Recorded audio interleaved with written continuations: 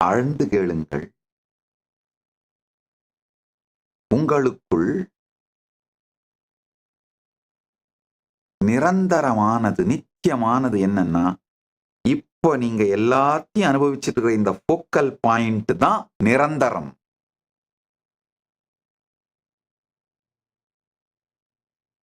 சித் சுதந்திரமாக வெளிப்படுகின்ற இந்த focal point தான் நிரந்தரம்.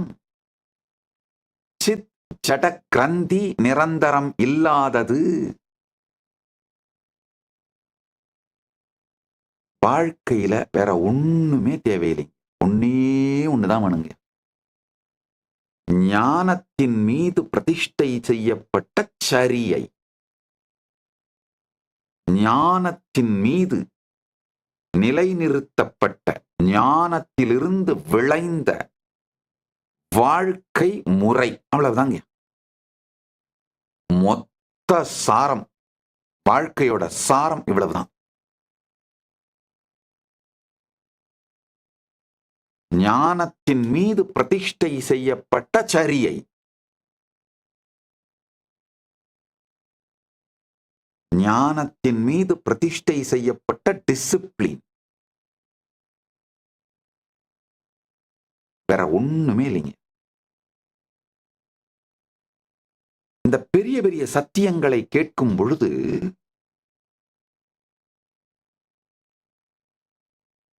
நம்ம எல்லாருக்குமே உள்ள வர்றது என்னன்னா, ஐயோ இதெல்லாம் புரியுது, ஆனா இதெல்லாம் இதை நினைவிலேயே வச்சிருந்து இதை சார்ந்தே வாழ முடியலையே, ஏன்? ஒருத்தர் இப்போ ஒரு கேள்வி வந்திருக்கு, ரைட்னா ஒரு கேள்வி கேட்டிருக்காரு. மனிதனின் ஆயுட்காலம் 120 ஆண்டுகள் என்று கூறுவார்கள். நம் தாத்தாக்களின் காலத்தில் அவர்கள் 100 வயது வரை வாழ்ந்திருக்கிறார்கள். அந்த காலம் மாறி 100 என்பது 90 ஆகி 90 80 ஆகி தற்போது 70 வந்து நிற்கிறது. இன்றைய தலைமுறை 50 வயதை கடந்தாலே அது ஒரு பெரிய விஷயமாக கருதப்படுகிறது. இப்போதெல்லாம் யாராவது 100 காலம் வாழ்க என்று வாழ்த்தினால் ஐயோ வேண்டாம் சாமி என்று சொல்லும் நிலைக்கு நாம் வந்துவிட்டோம். நம்மை சுற்றி இருப்பது எல்லாமே போலி என்று தெரிந்தும் ஒன்றும் பண்ண முடியவில்லையே, இதுக்கு என்னதான் தீர்வு சுவாமிஜி? ஆஹா, நிலையில இருக்கீங்களோ அவங்களெல்லாம் கை தூக்குங்க. உங்க எல்லாருக்கும் தீர்வு கொடுக்கிறேன், நல்லா கேட்டுக்கோங்க. இப்ப நான் கொடுக்க போகின்ற தீர்வு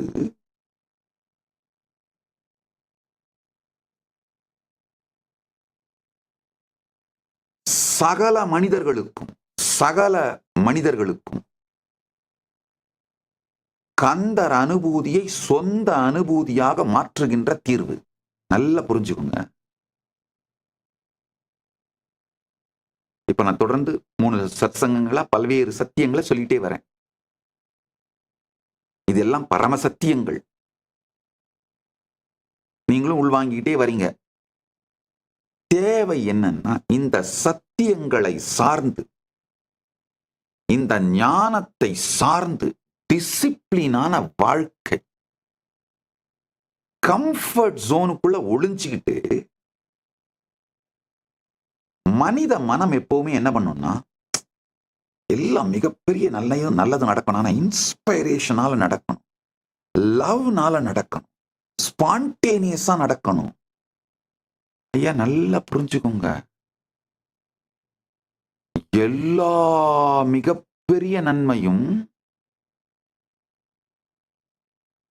இன்ஸ்பிரேஷன், ஸ்பான்டேனிட்டி இது மூலமா இனிஷியேட் ஆகும். ஆனா டிசிப்ளின் மூலமா மட்டும்தான் சக்சஸ் ஆகும்.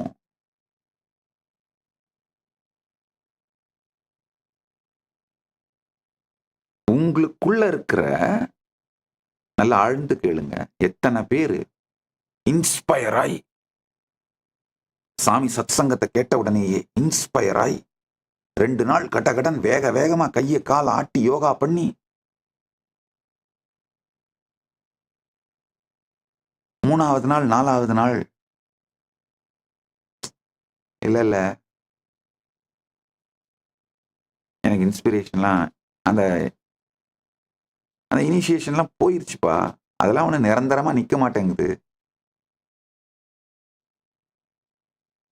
இனிஷியேஷன் போகல, கொடுத்த தீட்சை போயிடல. என்ன போச்சுன்னா, உங்க கம்ஃபர்ட் ஜோனை உடைக்காமலே மிகப்பெரிய சாதனைகளை அச்சீவ் பண்ணிட முடியும்னு நீங்க நினைச்சிட்டு இருந்த அந்த டெல்யூஷன் போச்சு. உங்க மடத்தனம் போச்சு. இப்போ பழையபடி அந்த மாதிரிலாம் ஒன்றும் நடந்துராதுன்னு உடனே உட்காந்துக்கிட்டீங்க. புஷ்ன்னு போயிடுச்சு. தீட்சை போகல. உங்க கம்ஃபர்ட் ஜோனை உடைக்காமலே மிகப்பெரிய விஷயங்களை சாதிச்சிட முடியும்னு நீங்க ஒரு மாயையில இருக்கீங்க பாருங்க, அதுல விழுந்தீங்க.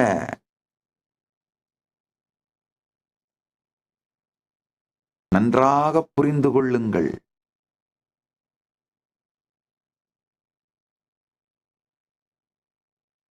ஆன்மீக வாழ்க்கையிலே ஈடுபடுகின்ற, ஆன்மீகத்தை தேடுகின்ற அத்துணை பேருக்கும் இருக்கின்ற ஒரு மிகப்பெரிய பிரச்சனைக்கு தீர்வு கொடுக்கிறேன், கேட்டுக்கோங்க.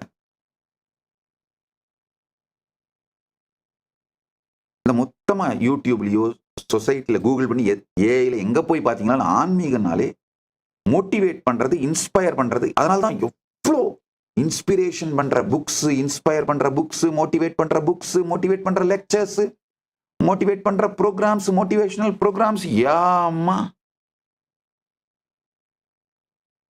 ஆனா ஒரு மிகப்பெரிய பிளைண்ட் ஸ்பாட்ல மாட்டிக்கிறீங்க. மோட்டிவேஷன் இனிஷியேட் தான் பண்ணும், டிசிப்ளின் தான் சக்சஸ் கொடுக்கும்.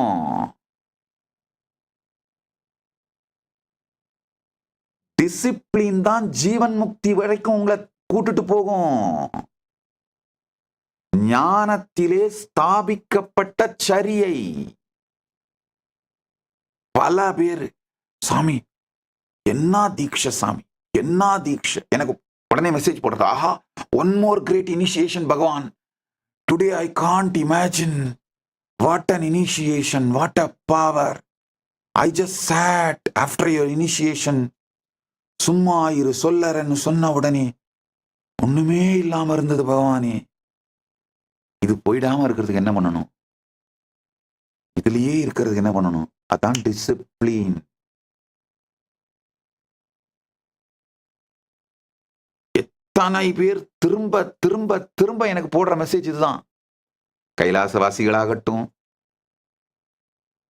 கைலாயத்தோட குடிமக்களாகட்டும், இல்ல உலகம் முழுக்க இருக்கிற பக்தர்களாகட்டும், பொதுமக்களாகட்டும், ஆன்மீக தேடுதல் உடையவர்களாகட்டும், அத்தனை பேரும் போடுற ஒரு கேள்வி இதுதான். தீட்சை வாங்கின உடனே எப்படி இருக்கு சாமி? ஒரு ப்ரோக்ராம் அட்டன் பண்ண உடனே எப்படி இருக்கு சாமி? ஆனா ஒரு மாசத்துக்கு அப்புறம் போயிருதே சாமி. அது போகாம இருக்கிறதுக்கு என்ன பண்ணணும்? டிசிப்ளின். ஆழ்ந்து கேளுங்கள். கம்ஃபர்ட் சோனை உடைச்சிட்டு வெளியில வந்து டிசிப்ளின்.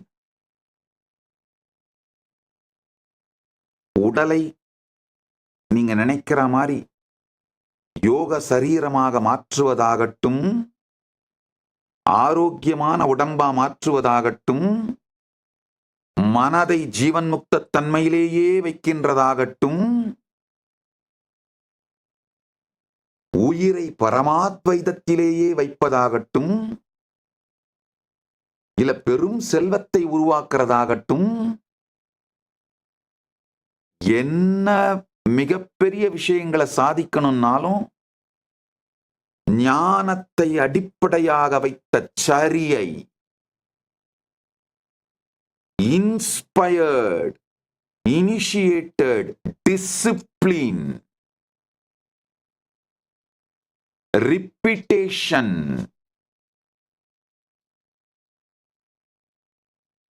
கிரண்ட் ஜாப்,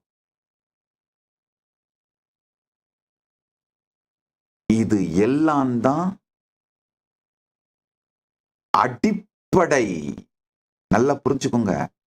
டிசிப்ளின் சொன்ன உடனே அது ஏதோ உங்களை அடிமை சங்கிலி போட்டு கட்டி உங்களை கட்டுப்படுத்துற ஒரு கொடூரமான நரகம்னு நினைக்காதீங்க.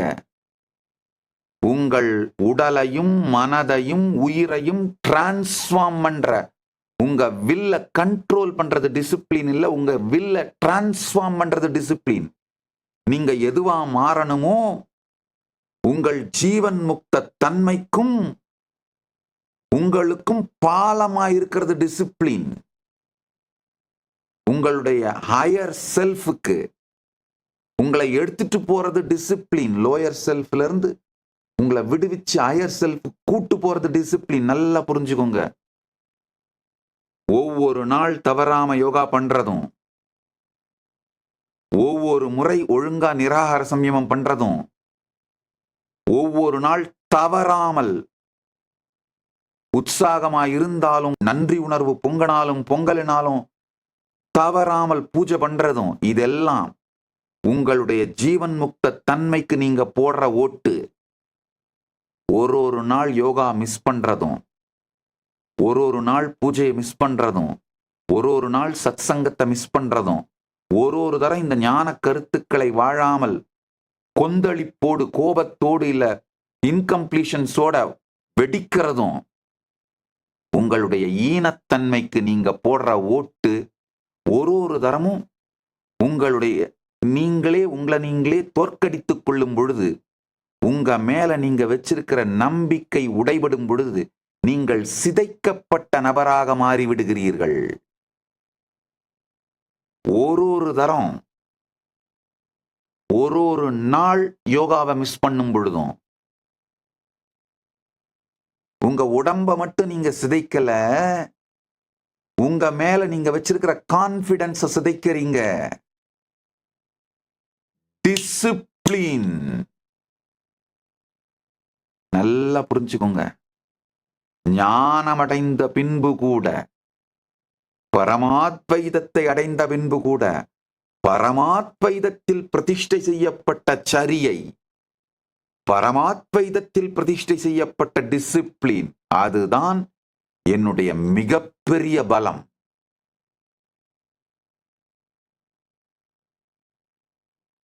உங்கள் அனைவருக்கும் இந்த சத்தியத்தை சொல்லுகின்றேன், கேளுங்கள். உங்க வாழ்க்கையிலையும் மோட்டிவேஷனை தேடுறீங்க, இன்ஸ்பிரேஷனை தேடுறீங்க, மோட்டிவேஷனை செலிப்ரேட் பண்றீங்க, இன்ஸ்பிரேஷனை செலிப்ரேட் பண்றீங்க. அது பத்தாது, டிசிப்ளினை செலிப்ரேட் பண்ண ஆரம்பிக்கும் பொழுதுதான் வாழ்க்கை வெற்றி.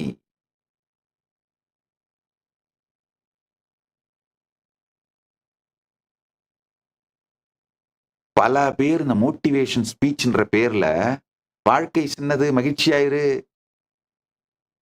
Life is very short, so என்ன வேணா பண்ணு அப்படின்லாம் சொல்றாங்க. நல்லா புரிஞ்சுக்கோங்க. அந்த உண்மையான ஹாப்பியா இருக்கிறதே டிசிப்ளின்டு லைஃப் ஸ்டைல் இருந்தா தான் வரும். உண்மையில பாத்தீங்கன்னா ஜீவன் முக்த தன்மையிலிருந்து பொங்குகின்ற அந்த நிரந்தர நித்தியானந்தம் வேணும்னு நினைக்கிறீங்க. ஆனா உங்க லைஃப் ஸ்டைல் பார்த்தா கம்ஃபர்ட் ஜோனுக்குள்ள ஒடுங்கிட்டு கம்ஃபர்ட்டை நோக்கி போறத போய் ஆனந்தம்னு தப்பா நினைச்சிட்டு இருக்கீங்க. கம்ஃபர்ட் ஆனந்தம் கிடையாது. டிசிப்ளின் தான் ஆனந்தத்தை கொடுக்கும் வாழ்க்கை முறை. டிசிப்ளினை எந்த வாழ்க்கை முறை கொடுக்குமோ அந்த வாழ்க்கை முறையை வெறுக்கிறது. ஆனா அந்த டிசிப்ளினால நமக்கு வர வேண்டிய அந்த பலனை வேணும்னு நினைக்கிறது. டிசிப்ளினால வர்ற பலன் ஆனந்தம். டிசிப்ளின்டு வாழ்க்கையால வர்ற பலன் ஆனந்தம். ஆனந்தம் வேணும், ஆனா அந்த வாழ்க்கை முறையை வாழ மாட்டோம். அப்படின்னா என்ன அர்த்தம்? முட்டாள்தனம், மிகப்பெரிய முட்டாள்தனம், போலித்தனமான முட்டாள்தனமான மன மாயையின் உச்சம்.